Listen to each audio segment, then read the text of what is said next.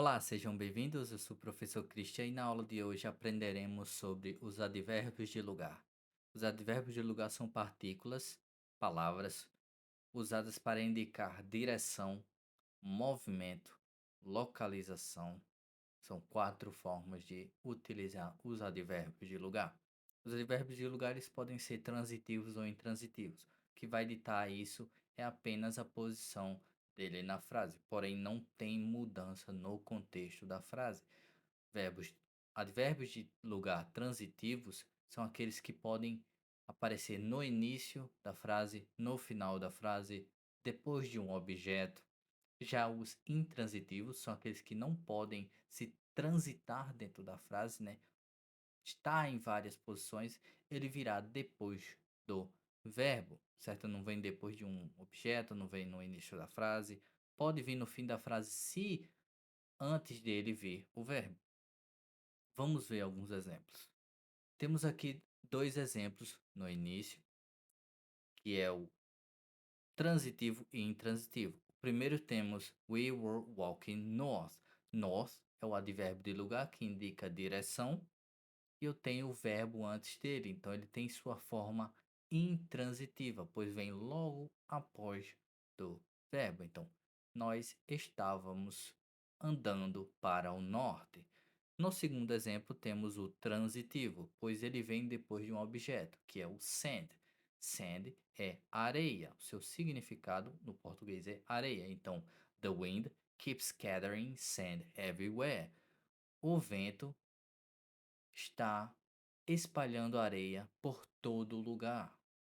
Então, eu estou dizendo que uma ação está gerando uma reação e eu indico que esse lugar de forma indefinida, que é o everywhere, por todo lugar, não é um lugar fixo.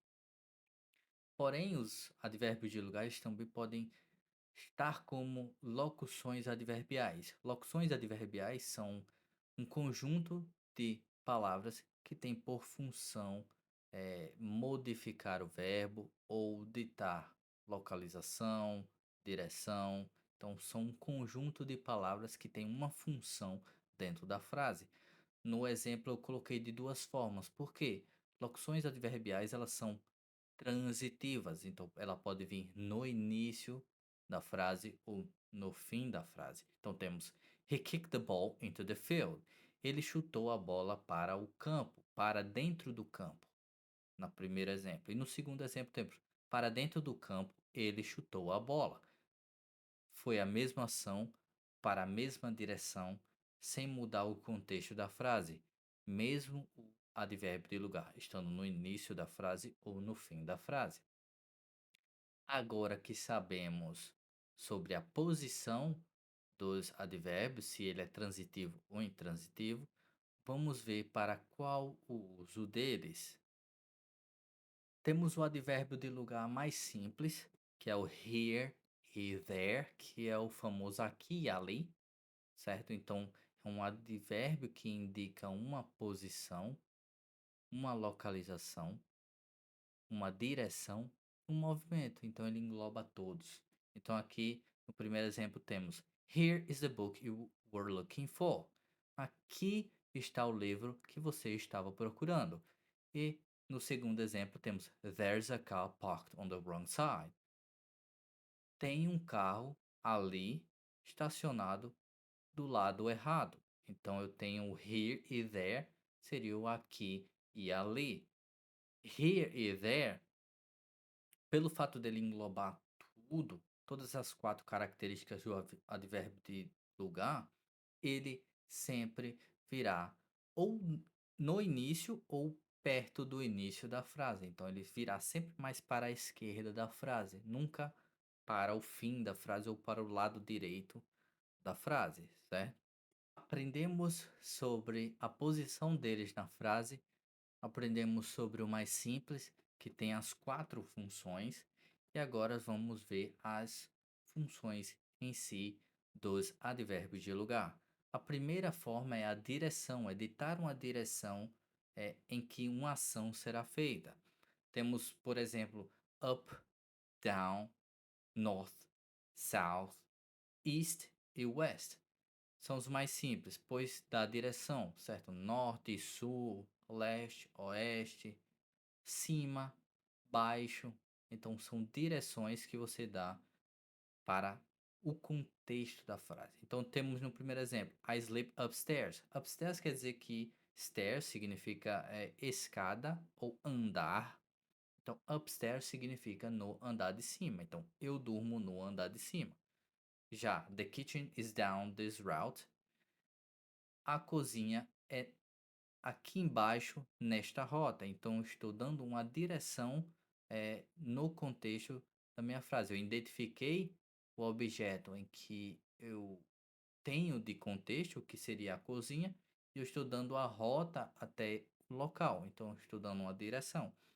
E entre outros exemplos, como North, South, Southeast, Southwest, Nordeste, Noroeste, Sudeste, Centro-Oeste, então são direções.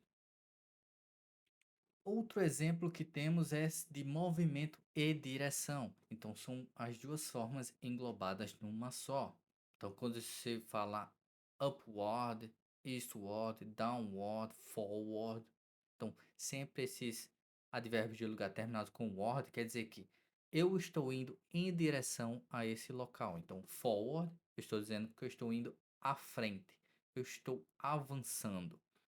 Upward, eu estou em direção acima, downward, abaixo. Agora tem uma exceção em relação aos words, que é o toward. Toward, ele sempre será uma coisa está sendo direcionada ou está indo em direção ao sujeito da frase. Quando eu falo he is coming towards me. Então, o sujeito da frase é he, ele, porém ele está indo em direção a quem? Toward.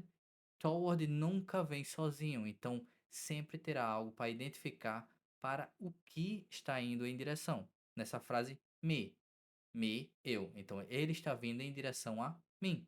Agora, se eu falo he is coming toward him, ele está indo em direção a ele, certo? A outra pessoa. Então, toward, ele sempre terá algo depois que é para indicar que a ação que está ocorrendo está indo em direção a ele, certo? Temos também o uso dos advérbios de lugar em relação à localização e movimento. Localização pode indicar localização e movimento, mas também pode ditar os dois. Por exemplo, inside significa dentro, dentro de alguma coisa.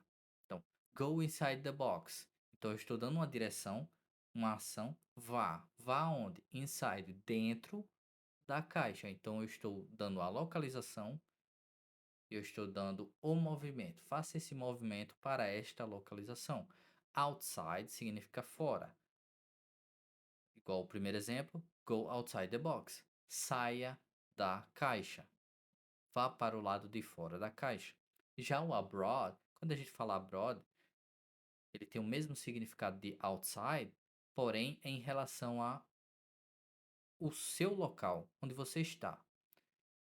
No caso, a sua comunidade. Por exemplo, quando eu falo go abroad, eu digo vá afora da sua comunidade. O que seria a comunidade? O seu convívio. Quando eu falo live abroad, seria morar fora da cidade ou fora do país, certo? Então, abroad é o uso de meio que fora de comunidade. Digo, sair do seu lugar para ir para outro local. Agora temos o indoor e outdoor, que tem o mesmo indicativo de inside e outside, porém é em relação ao ar livre. Então, quando eu digo outdoors, quer dizer que está ao ar livre. Quando eu digo indoors, quer dizer que está dentro, meio que dentro de casa, entre aspas, mas fora do ar livre, certo? Você pode dizer go outside, saia da casa. Você pode dizer isso, mas você pode falar também go outdoors. Tem o mesmo significado, porém você não pode usar o outdoors em relação ao inside. Você não pode dizer go outdoors the box. Você diz go outside the box, certo?